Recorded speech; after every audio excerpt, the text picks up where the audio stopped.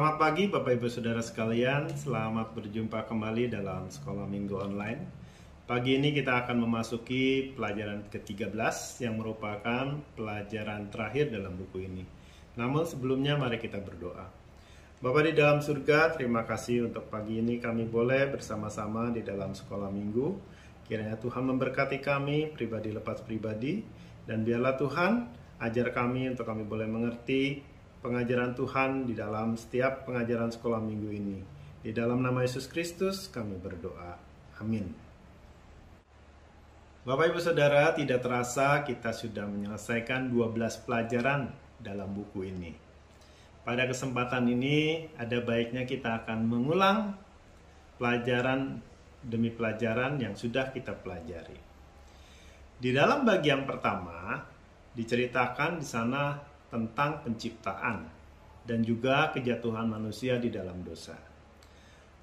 Di dalam pelajaran ini ingin menunjukkan bahwa sungguh besar kasih Allah dan kesetiaan Allah kepada kita sebagai umat manusia.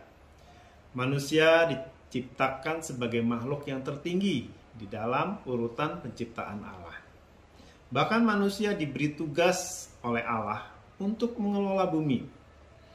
Dan untuk mewujudkan semuanya ini, Allah juga memberikan keluarga untuk manusia. Allah memberikan pasangan untuk Adam dan penolong yang sepadan untuk Adam.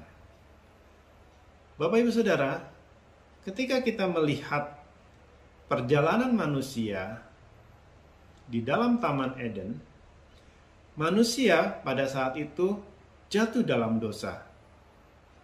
Dan Allah menghukum manusia ini. Tetapi ketika Adam dan Hawa keluar dari Taman Eden, Allah tidak membiarkan manusia ini berjalan sendiri. Tetapi Allah dengan kasih-Nya yang luar biasa dan dengan kesetiaan yang luar biasa, Allah menyertai manusia yang hidup di luar Taman Eden. Tentunya kehidupan di luar Taman Eden ini adalah kehidupan yang sungguh berat bagi manusia, bagi Adam dan Hawa.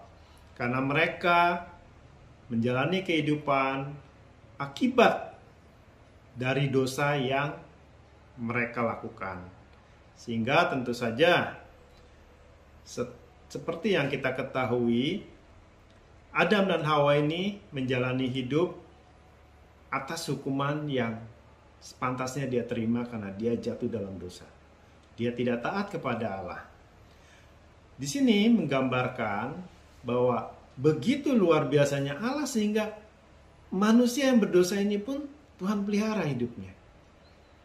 Inilah Bapak Ibu Saudara, dikatakan di dalam bagian pertama ini bahwa Allah tidak membiarkan manusia sekalipun manusia itu jatuh dalam dosa.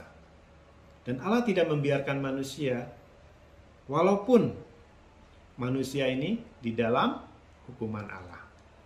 Di dalam bagian 2 ini kita bisa melihat Allah memanggil Abraham untuk mewujudkan rencananya menyelamatkan manusia. Abraham dipilih Allah karena Abraham memiliki pribadi yang luar biasa. Abraham kita kenal sebagai sosok yang taat kepada Allah. Bahkan Abraham mempunyai iman yang besar sekali kepada Allah. Abraham taat ketika Allah memanggil keluar dari negerinya.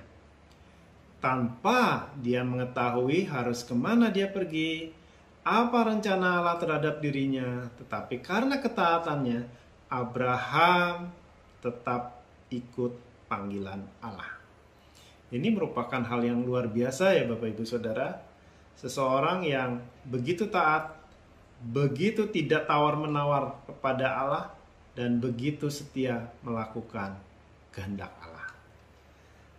Abraham di dalam perjalanan hidupnya dijanjikan oleh Allah akan mendapatkan keturunan. Bahkan keturunan yang luar biasa banyaknya. Tetapi di dalam kehidupannya, Abraham lama menantikan kelahiran anaknya. Bahkan dia harus menunggu sampai 25 tahun kurang lebih lamanya. 25 tahun ini merupakan waktu yang tidak sedikit Bapak Ibu Saudara. Tetapi dengan setia Abraham tetap percaya kepada janji Allah. Ketika Abraham memiliki seorang anak, yaitu Ishak, Allah meminta Abraham untuk mempersembahkan anaknya ini. Wah, bisa dibayangkan Bapak Ibu Saudara, ketika kita memiliki seorang anak yang dinanti-nantikan begitu lama, tetapi Tuhan minta anak kita untuk dijadikan korban kepada Allah, untuk Allah. Wah, bagaimana rasanya ya?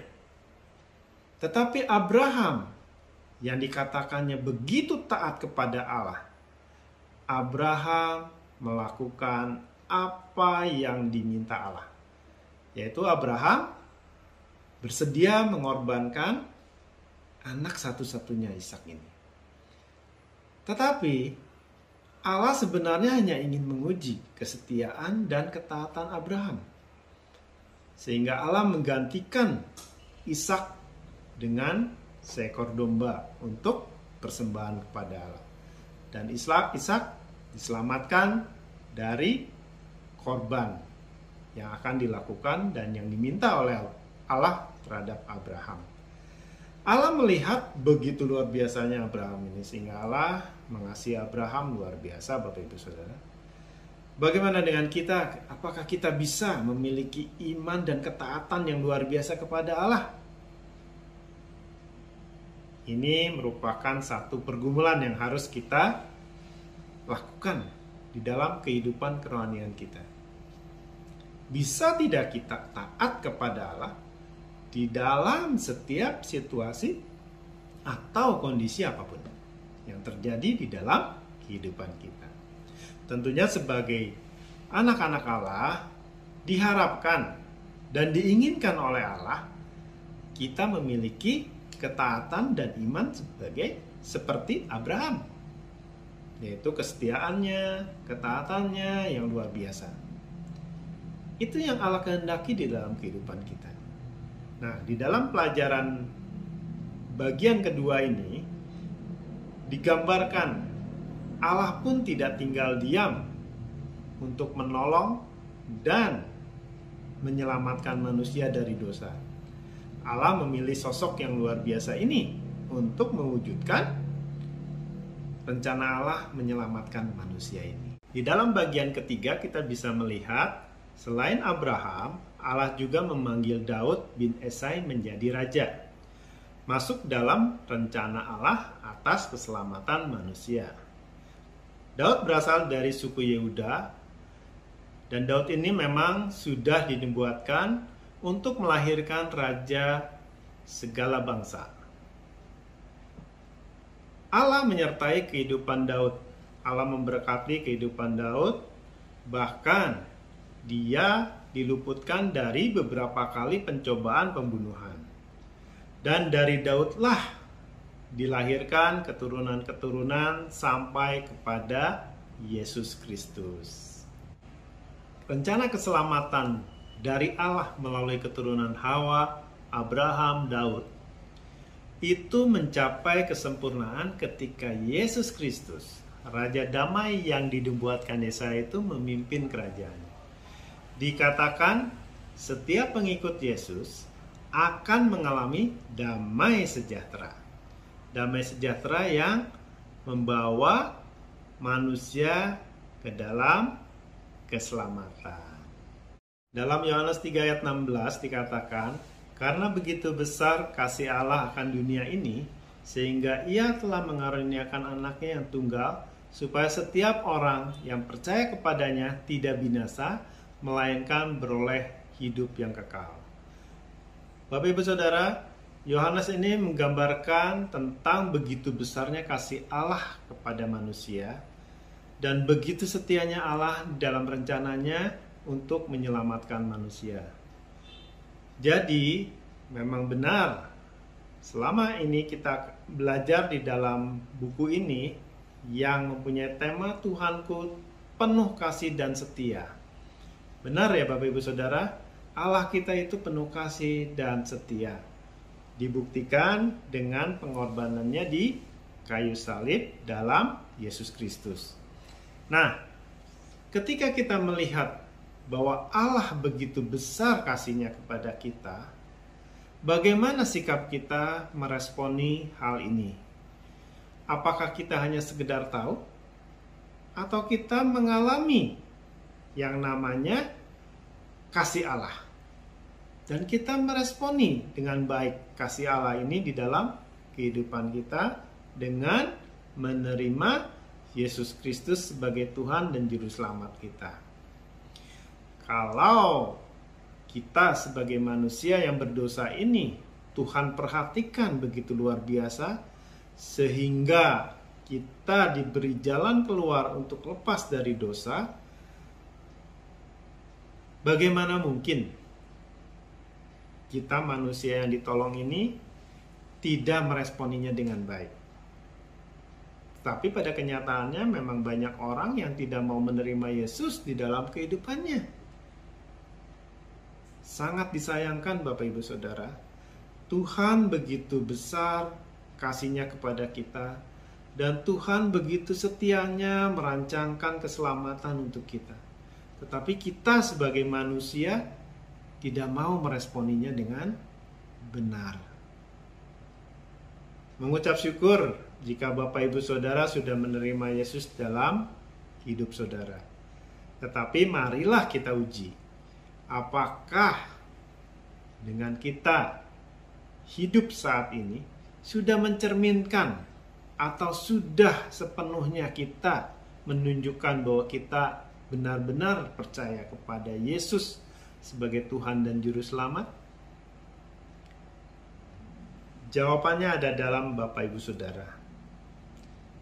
Tetapi ketika kita mendapat jawaban bahwa kita belum benar-benar menerima Yesus sebagai Tuhan dan Juru Selamat, hanya sekedar tahu sehingga kita tidak merasakan kasih Allah yang benar-benar di dalam kehidupan kita, marilah kita sama-sama di dalam kesempatan ini memperbaiki kehidupan iman kita supaya menjadi benar di hadapan Allah.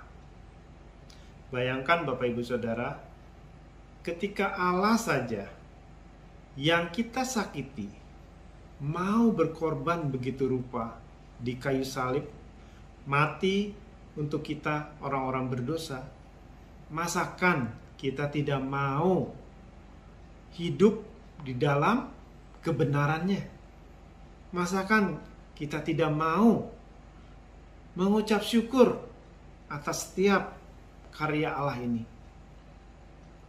Bapak Ibu Saudara, ketika kita sebagai manusia yang ditolong oleh Allah, seharusnya kita mengucap syukur setiap saat di dalam kehidupan kita. Benar ya Bapak Ibu Saudara, pengorbanan Yesus ini bukan pengorbanan yang biasa-biasa saja, tetapi pengorbanan yang dilakukan dengan kasih, pengorbanan yang dilakukan dengan kesetiaan, pengorbanan yang dilakukan dengan darah. Jadi bukan pengorbanan yang biasa saja, tetapi pengorbanan yang luar biasa bagi manusia. Oleh sebab itu, marilah Bapak Ibu Saudara, ketika kita sudah menyelesaikan pelajaran dalam buku ini, diharapkan di dalam kehidupan kita bisa menikmati dan juga bisa merasakan bahwa Allah kita itu penuh kasih, bahwa Allah kita itu adalah Allah yang setia. Merasakan, bukan hanya sekedar tahu, tetapi kita sendiri pribadi lepas pribadi mengalami hal ini di dalam kehidupan kita. Hiduplah benar di dalam Allah, karena Allah sudah benar-benar menyelamatkan kita. Jadi tidak ada waktu untuk bermain-main lagi dengan keselamatan yang Tuhan sudah berikan. Tidak ada waktu untuk kita bersantai-santai di dalam dosa sehingga kita lupa untuk bertobat dan lupa untuk hidup kekal yang Tuhan sudah berikan kepada kita. Bapak Ibu Saudara, saya berharap ketika kita menyelesaikan pelajaran ini, kita bisa memfokuskan diri kita kepada karya Allah ini. Dan bukan itu saja, dan tidak berhenti dalam situ saja, tetapi kita juga harus memperkenalkan karya besar Allah ini, kasih Allah ini, kesetiaan Allah ini kepada banyak orang di sekitar kita melalui keteladanan hidup kita. Hiduplah benar di hadapan Allah. Bapak Ibu Saudara, kita akan memasuki kelas kita masing-masing. Di dalam kelas ini kita bisa berbagi pengalaman kita tentang kita menikmati kasih karunia Allah ini. Dan biarlah pengalaman kita ini menjadi berkat bagi banyak orang dan menjadi kekuatan dan juga semangat bagi orang-orang yang mendengarkannya. Namun sebelumnya mari kita berdoa. Bapa di dalam surga, terima kasih pagi ini kami boleh diingatkan tentang kasih Allah yang begitu besar dan kesetiaan Allah di dalam rencana Allah menyelamatkan manusia.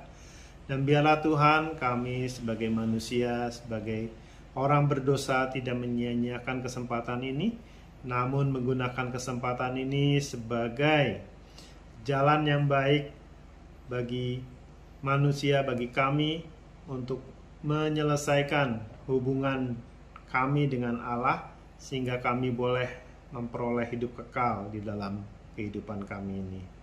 Terima kasih Tuhan Yesus, ajar kami untuk mau bertobat, ajar kami mau menerima Yesus di dalam hidup kami, dan ajar kami untuk dapat hidup benar di hadapan Tuhan.